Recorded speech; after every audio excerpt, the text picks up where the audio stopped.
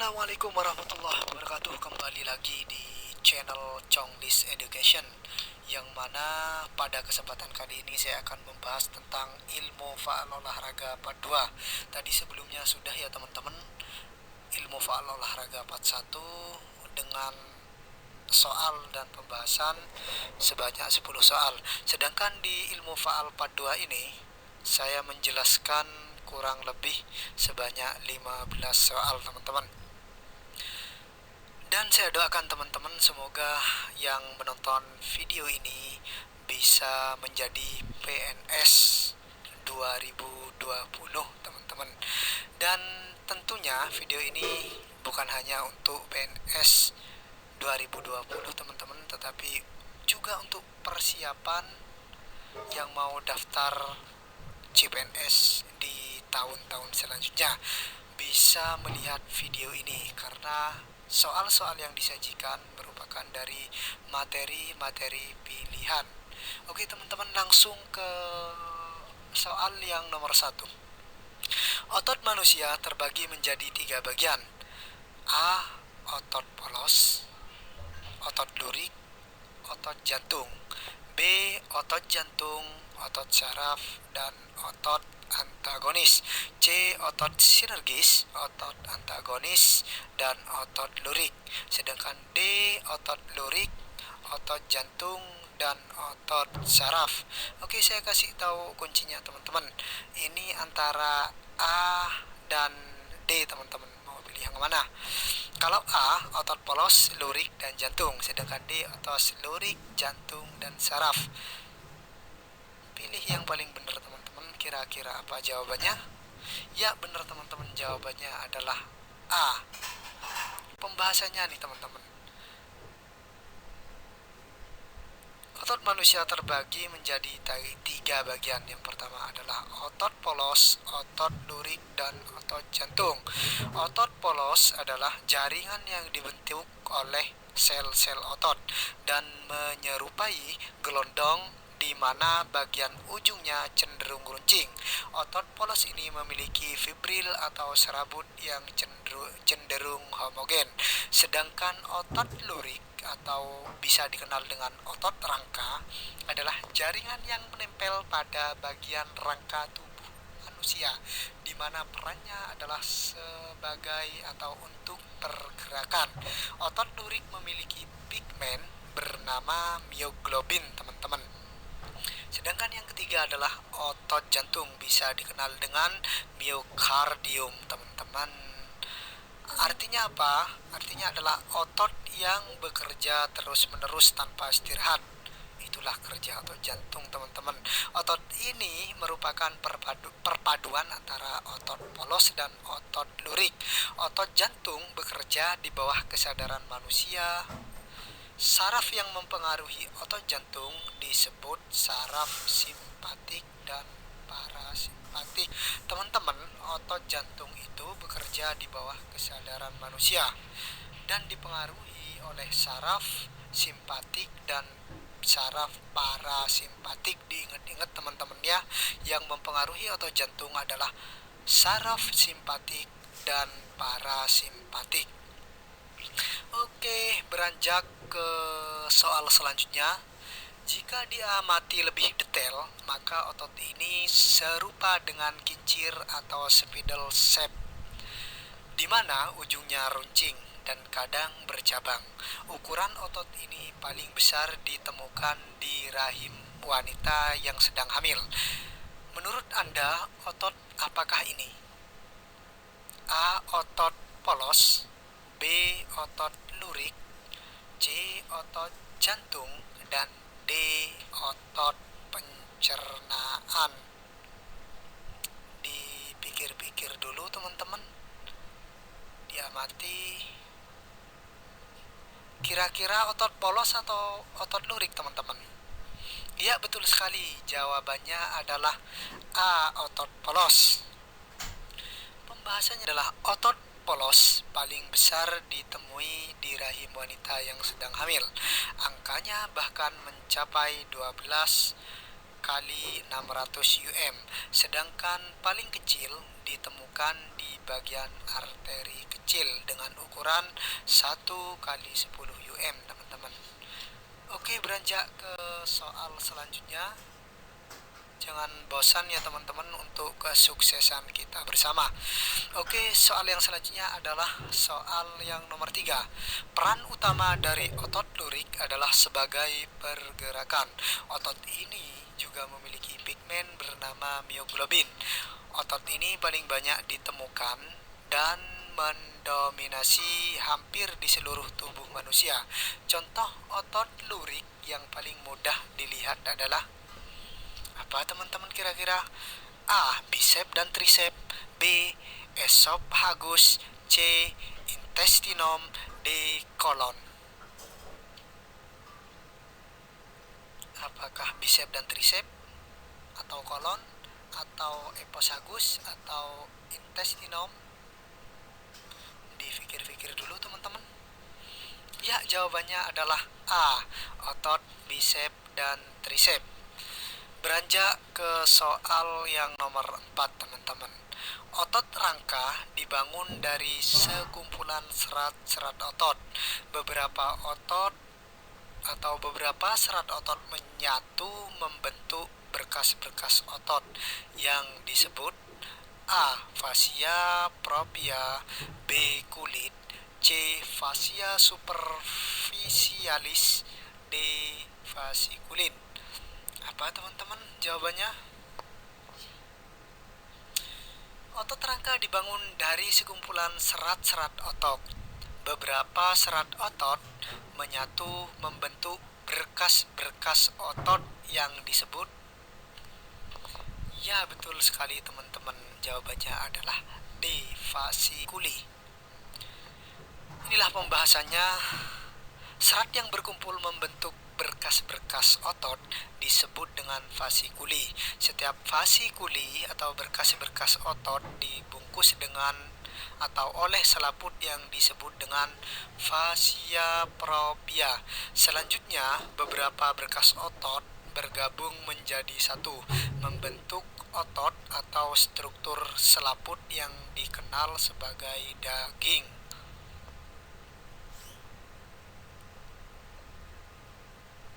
Oke, ke soal yang selanjutnya teman-teman, soal yang nomor 5.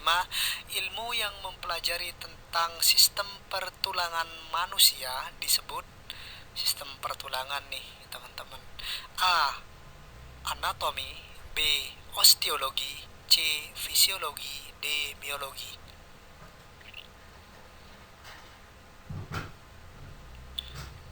Kira-kira apa jawabannya teman-teman? Ya, betul, jawabannya adalah osteologi. Jadi osteologi adalah ilmu yang mempelajari sistem pertulangan manusia, teman-teman. Oke, beranjak ke soal selanjutnya, yakni soal yang nomor 6. Kerangka penyusun seperlima berat tubuh orang sehat. Kerangka juga memiliki keunggulan, dapat memperbaiki diri sendiri jika rusak. Kerangka sendiri dibedakan menjadi dua, yakni A. Kerangka bagian atas dan kerangka bagian bawah. B. Kerangka ikat dan kerangka serat. C. Kerangka periosteum dan membran. D. Kerangka aksial dan kerangka apendikular. Kira-kira apa teman-teman jawabannya? Betul sekali teman-teman, jawabannya adalah D. Kerangka aksial dan kerangka apendikular. Pembahasannya, kerangka dibagi menjadi dua. Yang pertama adalah kerangka aksial, terdiri dari tengkorak, tulang belakang, tulang rusuk, dan dada. Diingat-ingat teman-teman, di kerangka aksial terdiri dari tengkorak, tulang belakang, tulang rusuk, dan tulang dada. Sedangkan di kerangka apendikular terdiri dari tulang bahu nih teman-teman, terus tulang lengan, pergelangan, tumit, dan telapak kaki teman-teman. Apendikular terdiri dari tulang bahu, lengan, pergelangan, tumit, dan gelang kaki. Beranjak ke soal selanjutnya, yakni soal yang ketujuh. Kerangka apendikular terdiri dari tulang apa saja?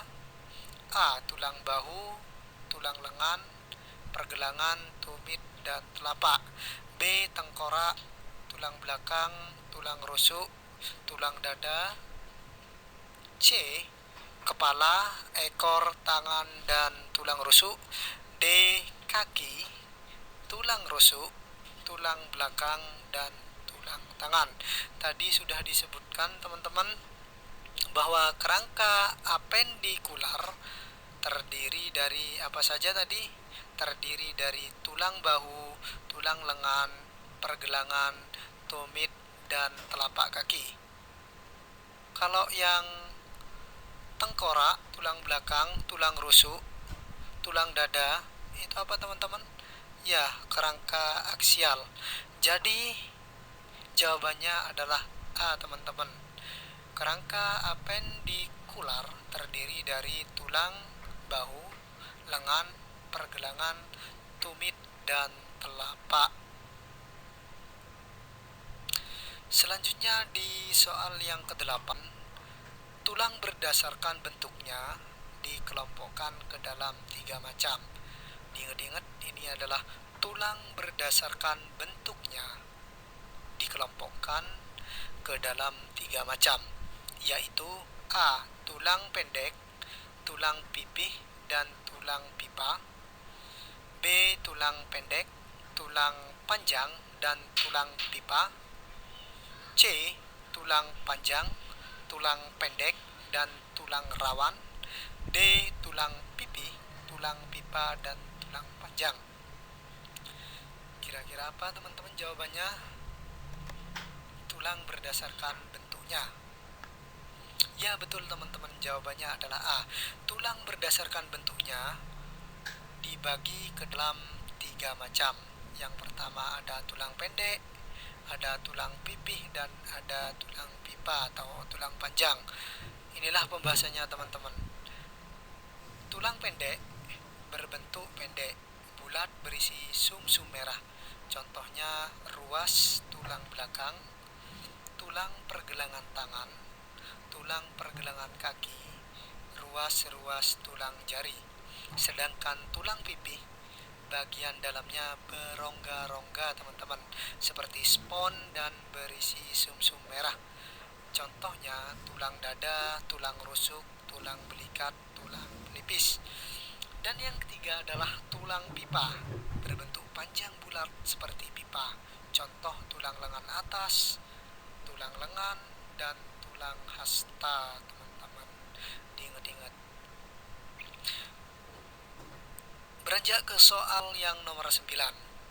Berdasarkan jaringan penyusunnya, diingat-ingat teman-teman, tulang dibedakan menjadi 2, yakni tulang rawan dan tulang keras. B. Tulang pendek dan tulang panjang. C. Tulang pipih dan tulang pipa. D. Tulang tengkorak dan tulang badan. Kira-kira apa teman-teman jawabannya?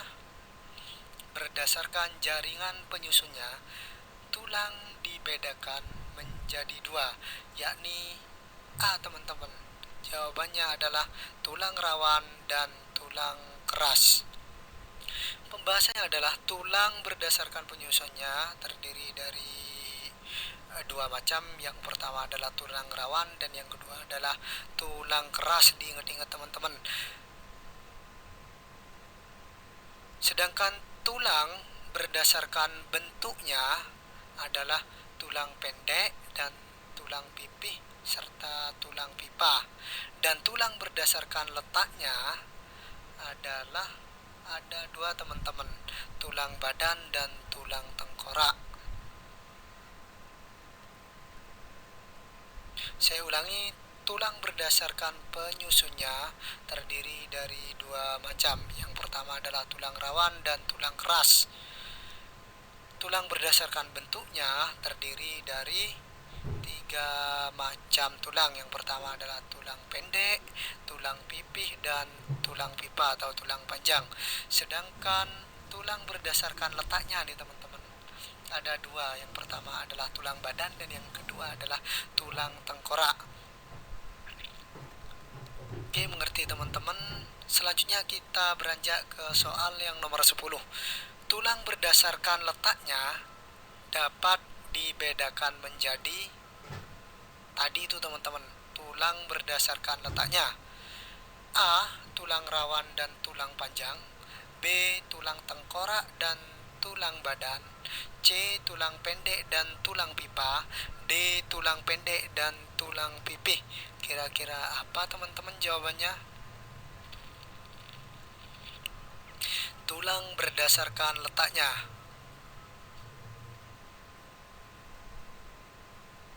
Betul teman-teman, jawabannya adalah tulang badan dan tulang tengkorak.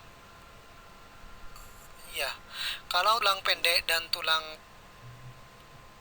pipih serta tulang pipa itu tulang berdasarkan bentuknya, sedangkan tulang rawan dan tulang keras adalah tulang berdasarkan penyusunnya teman-teman.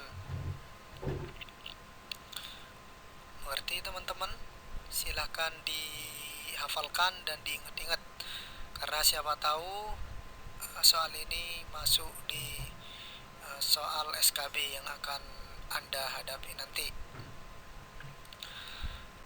Selanjutnya yang nomor 11, sendi berdasarkan sumbu gerak dapat dibedakan menjadi beberapa macam sumbu, yakni sendi sumbu 1, sendi sumbu 2, dan sendi sumbu 3.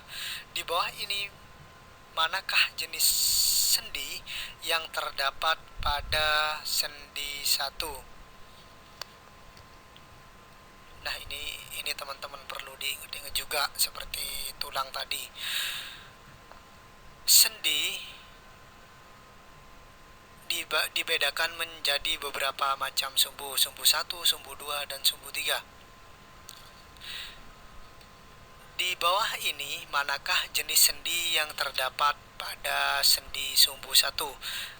A. Sendi engsel dan sendi putar kisar, B. Sendi telur dan sendi pelana, C. Sendi peluru dan sendi buah pala, D. Sendi telur dan sendi peluru. Kira-kira apa teman-teman jawabannya? Ya, betul sekali, jawabannya adalah sendi engsel dan sendi kisar. Ini nih pembahasannya teman-teman. Di sendi sumbu 1 terdiri dari sendi engsel dan sendi kisar, sedangkan sendi terdiri dari sendi telur dan sendi pelana. Ingat-ingat teman-teman, sendi itu terdiri dari sendi telur dan sendi pelana, sedangkan sendi sumbu 3 terdiri dari sendi peluru dan sendi buah pala, teman-teman. Oke, soal yang selanjutnya adalah soal yang ke-12. Suatu struktur khusus seperti ruangan yang berfungsi sebagai penghubung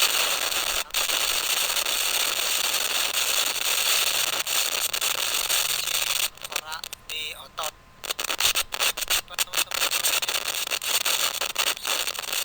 Khusus ruangan yang berfungsi sebagai penghubung antar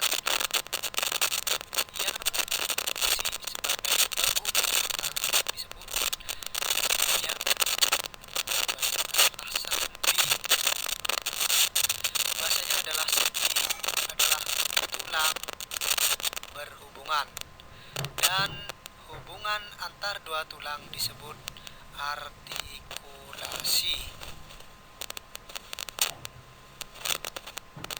Soal yang ke-13, penghubung bagian luar ujung tulang agar menyatu dengan sendi dan menjaga agar tidak terjadi perubahan lokasi sendi dan tulang ketika bergerak disebut A. Kapsul sendi, B. Ligamen, C.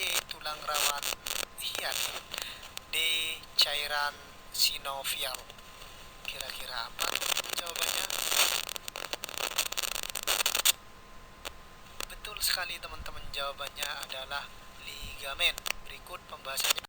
Ligamen adalah penghubung bagian luar ujung tulang agar menyatu dengan sendi dan menjaga agar tidak terjadi perubahan lokasi sendi dan tulang ketika bergerak. Sedangkan kapsul sendi fungsinya untuk menghubungkan dua tulang pada sendi dan merupakan bagian serabut yang melapisi sendi dan memiliki rongga di dalamnya. Sedangkan rawa bagiannya melapisi kedua tulang dari benturan.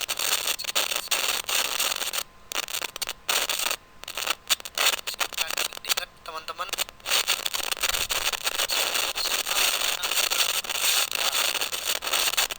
Bagian yang melapisi kedua tulang berfungsi menjaga tulang dari benturan atau gesekan saat bergerak adalah ini nih teman-teman.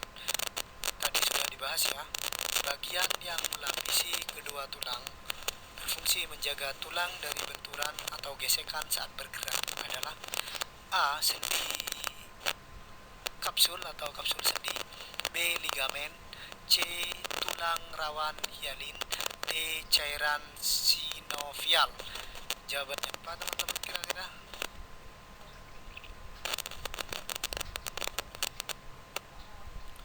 Betul sekali teman-teman. Jawabannya adalah tulang rawan hialin. Selanjutnya soal yang terakhir teman-teman di soal ilmu faal olahraga part 2. Sebelum di channel selanjutnya saya akan membahas tentang soal ilmu gerak olahraga teman-teman. Oke, langsung saja yang nomor 15. Fungsi untuk menghubungkan dua tulang pada sendi dan fungsinya untuk menghubungkan dua tulang pada sendi. Diingat-ingat teman-teman, fungsinya untuk menghubungkan dua tulang pada sendi dan merupakan bagian yang melapisi sendi dan memiliki rongga di dalamnya. Ini pengertian dari A. Seperti B. Tulang rawan hialin, C. Ligamen, D. Cairan sinovial. Kira-kira apa teman-teman jawabannya? Fungsinya untuk menghubungkan dua tulang pada sendi, merupakan bagian serabut yang melapisi sendi dan memiliki rongga di dalamnya. Betul sekali teman-teman, jawabannya adalah kapsul sendi. Ya teman-teman, soal ini merupakan soal yang terakhir, yakni soal yang ke-15 dari soal ilmu faal olahraga part 2. Di konten selanjutnya saya akan membahas tentang soal ilmu gerak dan penerapan dalam pendidikan jasmani teman-teman. Saya berharap teman-teman tetap semangat, yang berharap-harap cemas menunggu SKB. Semoga tetap semangat belajarnya, jaga kesehatannya, dan juga jangan lupa berdoa, karena belajar tanpa berdoa tidak akan ada manfaatnya. Semangat teman-teman menyongsong perubahan hidup kita, yakni menjadi PNS pada tahun 2020. Dan bagi teman-teman yang belum daftar PNS, semoga di pendaftaran CPNS selanjutnya bisa lolos ke tahap SKB dan nantinya lolos pemberkasan dan menjadi PNS di tahun tersebut. Saya akhiri teman-teman. Wassalamualaikum warahmatullahi wabarakatuh.